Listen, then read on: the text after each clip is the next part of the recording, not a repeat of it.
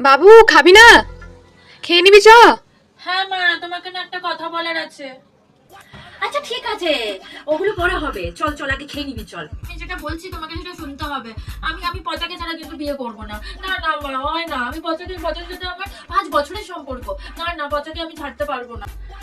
আচ্ছা ঠিক আছে, তুই যখন বলছিস পচাকে ছেড়ে বিয়ে করবি না, তাহলে তোর বাবার সাথে আমি কথা বলে দেখছি। আসলে কি বলতো, যে রাহুল ছেলেটা আছে না, ও খুব ভালো পোস্টে কাজ করে, সরকারি জব করে। আর ওর বাবা যে আছে না, ওর বাবা তোর বাবার সাথে ভালো বন্ধুত্ব। আর ও হচ্ছে ওর বাবার বিরাট একটা মানে বিজনেস আছে।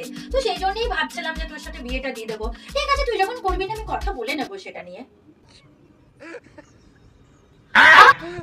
কি বলছো? দাঁড়াও।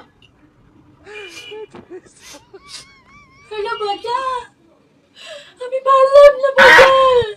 আমার মা বাবাকে রাজি করাতে আমি পারলাম না। বাবা বলছে আমি যদি তোমাকে বিয়ে করি তাহলে বাবা সুইসাইড করে দেবে।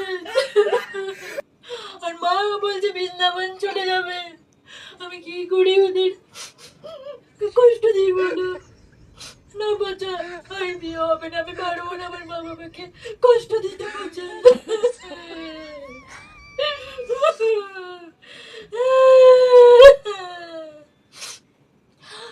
আমি পারলাম না বাচ্চা। তুমি ভালো থেকো, সুখে থেকো, আমার থেকেও ভালো মেয়ে পেয়ে যাবে তুমি। আমি রাখছি। হয়ে গেছে মা, তুমি বাবাকে বলো আমি ওই ছেলেকেই বিয়ে করবো।